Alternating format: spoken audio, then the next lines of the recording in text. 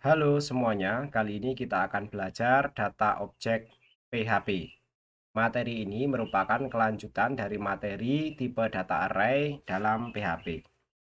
Pembelajaran struktur data PHP kali ini, kita akan membahas tentang pengertian tipe data objek beserta contoh penggunaannya.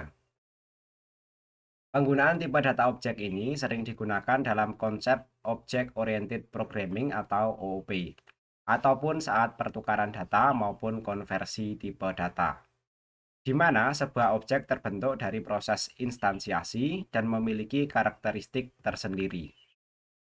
Tipe data objek adalah tipe data yang tidak sekedar menyimpan data, tetapi berisikan juga informasi bagaimana untuk mengolah data tersebut. Maksudnya, pada tipe data lain seperti integer, float, string ya, hanya berisikan tipe data dia sendiri. Sedangkan tipe data objek dapat berisikan tipe-tipe data lainnya. Oke, kita langsung masuk ke contoh ya. Misalnya kita punya sebuah kelas bernama Sapa ya. Di dalamnya ada properti str. Kita akan membuat objek pesan ini yang disebut dengan instansiasi ya. Ini untuk OOP-nya. Sebelumnya sudah kita pelajari ya. Pesan new Sapa ini ya. Kemudian pesan str hello world memberikan nilai untuk properti str pada objek pesan ya. Echo pesan str nanti akan menampilkan isi dari str yang sudah kita isi sebelumnya ya. Outputnya kurang lebih nanti akan seperti ini ya. Baik, kita masuk ke contoh kedua ya. Misalnya di sini kelas Sapa sama di sini ada properti str, tapi di sini ada tambahan sebuah fungsi yaitu tampung ya dengan parameter tmp. Return this str tmp. Jadi nanti ini akan merubah str-nya ini sesuai dengan apa yang kita berikan pada parameter tampung ini. Kemudian ada fungsi juga yaitu cetak ya, ini yaitu nanti dia akan mencetak echo this str ya, mencetak string yang ada di sini ya, nilai yang ada pada saat itu. Berikutnya membuat objek pesan, ini disebut sebagai instansiasi. Pesan new Sapa ya, kemudian pesan tampungnya kita isi hello world juga ya. Kemudian ketika cetak kita bisa melakukannya dengan pesan cetak ya, mengakses fungsi cetak. Outputnya sama ya, tapi untuk contoh yang kedua ini kita menggunakan dua fungsi ya. Kalau kita lihat contoh 1 dan 2 menghasilkan output yang sama namun dengan cara pengolahan data yang berbeda.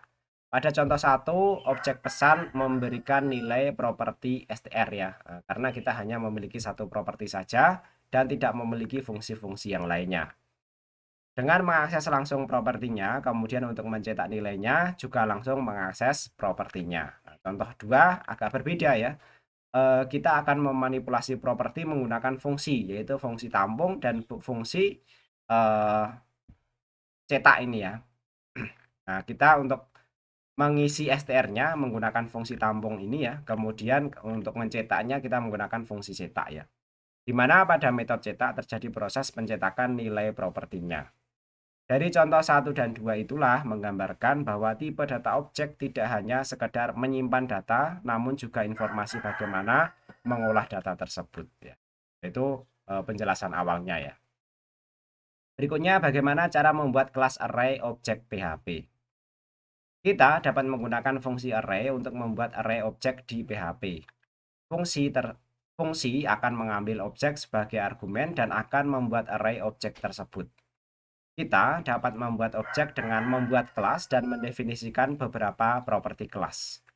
Properti kelas akan memiliki beberapa nilai. Kemudian, properti dan nilai akan membentuk pasangan nilai kunci dalam array. Misalnya kita membuat kelas sepeda motor, buat dua properti publik yaitu name dan type ya. Kemudian buat objek baik satu dan dari kelas motorcycles ya. Menggunakan kata kunci new ya. Misalnya membuat kelas sepeda motor, buat dua properti publik yaitu name dan type. Kemudian buat objek baik satu dari kelas motorcycle menggunakan kata kunci new. Isi properti objek dengan nilai yang sesuai ya. Demikian pula buat objek lain baik dua dan isi nilainya yang sesuai juga. Selanjutnya buat variabel baik dan tulis fungsi array ini ya di dalamnya dengan dua objek bike1 dan bike2 sebagai parameter. Terakhir, cetak variabel array bikes dengan fungsi printr. Dengan demikian, kita dapat membuat array objek seperti yang ditunjukkan pada bagian output. Kita telah membuat sebuah array dari objek sepeda motor dalam contoh di bawah ini. Kita bisa melihat indeks 0 dan 1 untuk setiap objek sepeda motor. Properti dan nilai dari tiap objeknya dibentuk sebagai pasangan nilai kunci seperti yang dinyatakan di atas. Perhatikan contoh pada berikut ya, kita punya sebuah kelas motorcycle ya, di dalamnya ada properti name dan type ya. Kemudian kita melakukan instansiasi yaitu bike1 new motorcycle, kemudian name-nya kita isi dengan misalnya Husqvarna ya. Kemudian type-nya dirt ya. Kemudian yang dua itu nanti bisa kita Goldwing, kemudian tipenya touring ya. Nanti teman-teman bisa mengeksplorasinya dengan isian yang lainnya ya. Kemudian bikes ya, itu kita isi dengan array ya, bike1 dan bike2. Ketika kita cetak bikes ini ya, maka dia akan menampilkan kurang lebih seperti ini ya.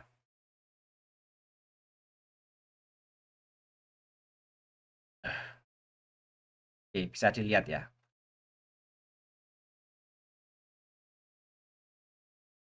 Ya, penjelasannya ini bikes ini merupakan array yang isiannya itu nanti dari bike1 dan bike2 yang sudah kita isi sebelumnya ya. Bike1 name sama type-nya nanti dimasukkan ke sini. Nanti ini akan menjadi array multidimensi. Berikutnya membuat array objek std class di PHP. Kita dapat membuat array objek dengan membuat objek std class di PHP. Std class didefinisikan dalam set fungsi standar di PHP. Ini bukan kelas dasar objek. Alih-alih ini adalah kelas kosong yang dapat digunakan untuk mengetik dan mengatur properti dinamis.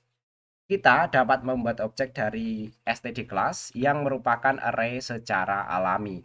Kemudian kita dapat menetapkan properti dinamis ke objek dengan indeks. Misalnya buat array bikes ini dan jadikan itu sebagai objek std class menggunakan kata kunci new. Kemudian berikan indeks 0 ke array bikes ya. Dan tetapkan nama dan tipe propertinya. Tadi sudah kita lakukan ya. Berikan beberapa nilai yang sesuai pilihan ya, kreativitas untuk propertinya ya. Ulangi proses yang sama pada indeks 1 dalam array bikes ya. Selanjutnya cetak array bikes. Ini untuk yang terapan barunya ya. Bikes new std class ya.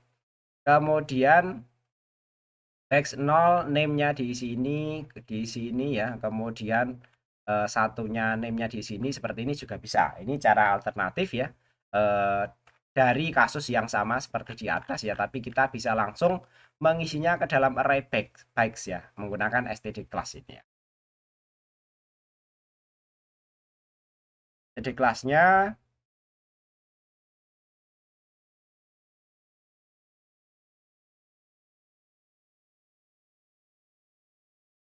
nah, ini merupakan fungsi dari PHP ya. Hasilnya kurang lebih nanti sama ya. Berikutnya membuat array objek menggunakan fungsi array di PHP. Cara ini hampir sama dengan cara pertama. Kita dapat membuat array objek dengan membuat objek dari kelas.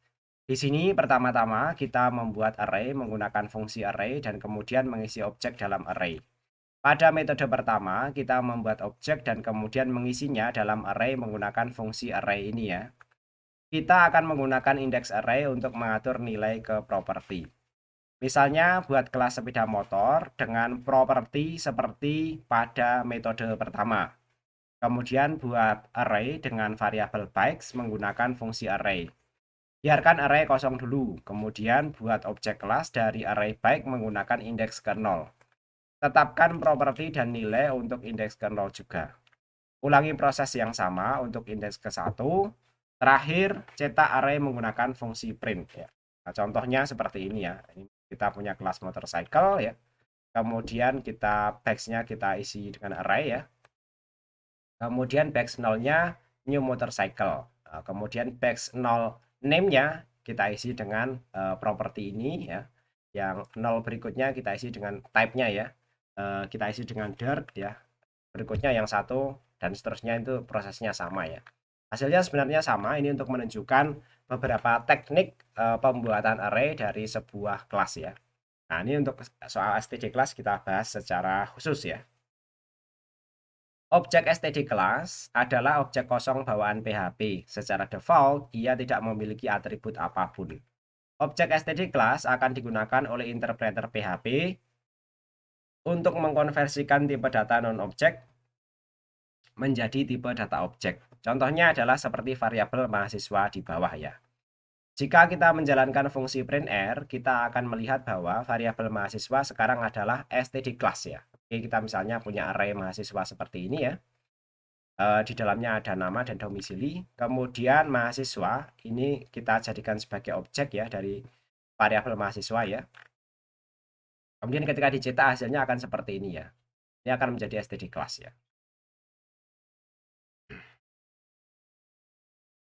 Berikutnya cara mengakses data dari objek std class.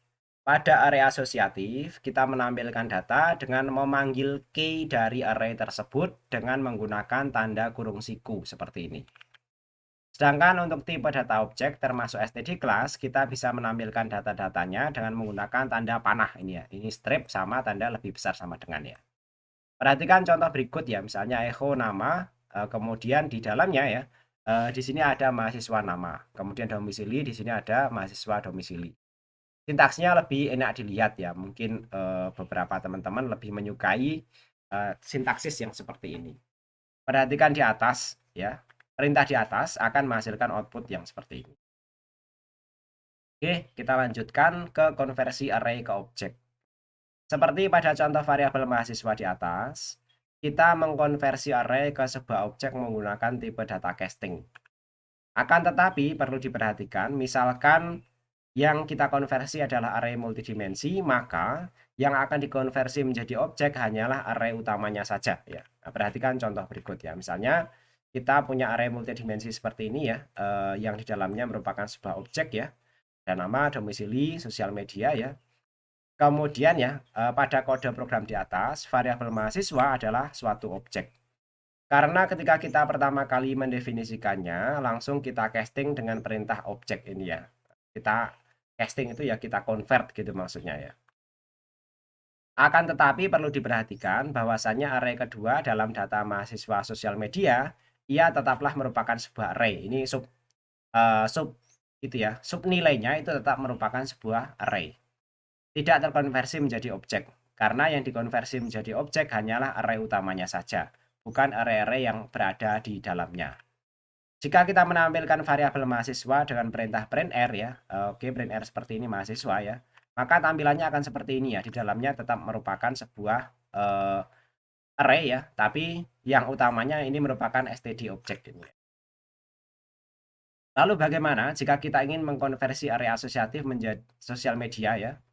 Caranya sama saja, kita melakukan seperti berikut ya. Mahasiswa sosial media ini kita konversi ya menjadi sebuah objek ya. Jalankan lagi perintah printr ya, maka sekarang kita lihat bahwa data sosial media saat ini bertipe objek ya, bukan lagi array ya. Seperti ini kalau objek ya. Kalau kita printr ya. Oke, selanjutnya konversi objek ke array. Sebaliknya, kita juga bisa mengkonversi data objek ke dalam array. Kalau tadi mengkonversi array ke dalam objek, maka operasi sebaliknya semestinya juga bisa dilakukan. Caranya sama saja, kita hanya perlu mengganti sintaks objek dengan array. Ya, jadi nanti objeknya ini nanti diganti dengan array ya. Nah, ini pertama kita punya sebuah objek dulu, kemudian nanti kita coba mengkonversinya menjadi sebuah array.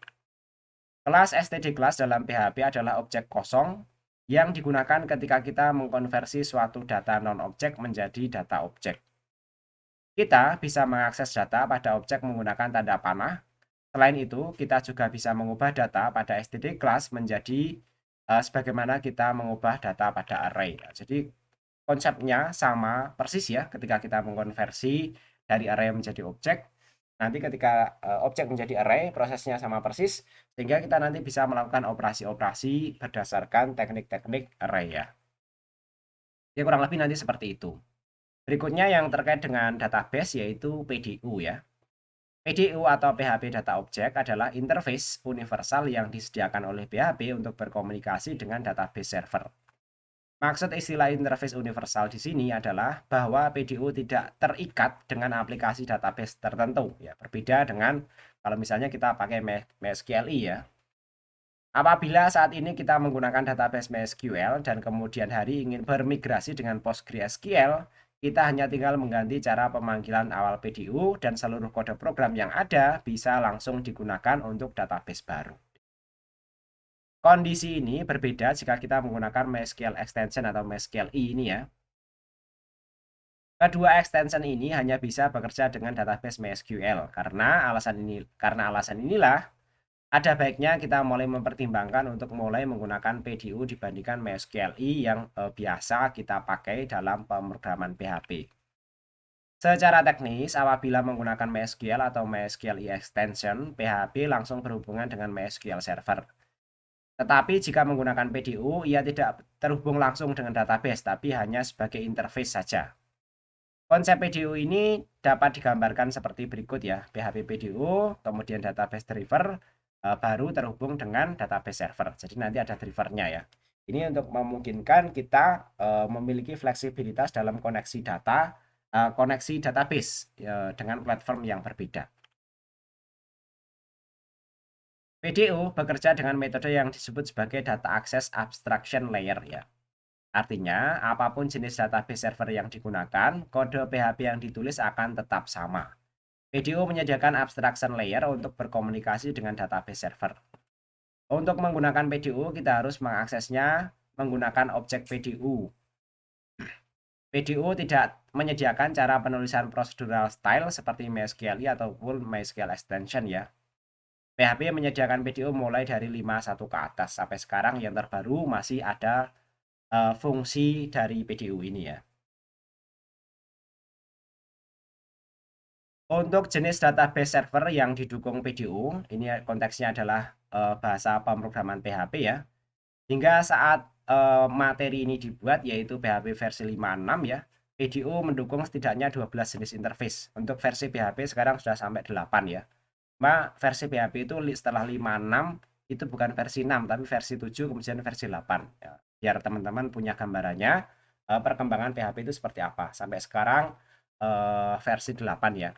Tapi untuk dukungannya masih belum jauh berbeda dengan versi 5.6 ini ya.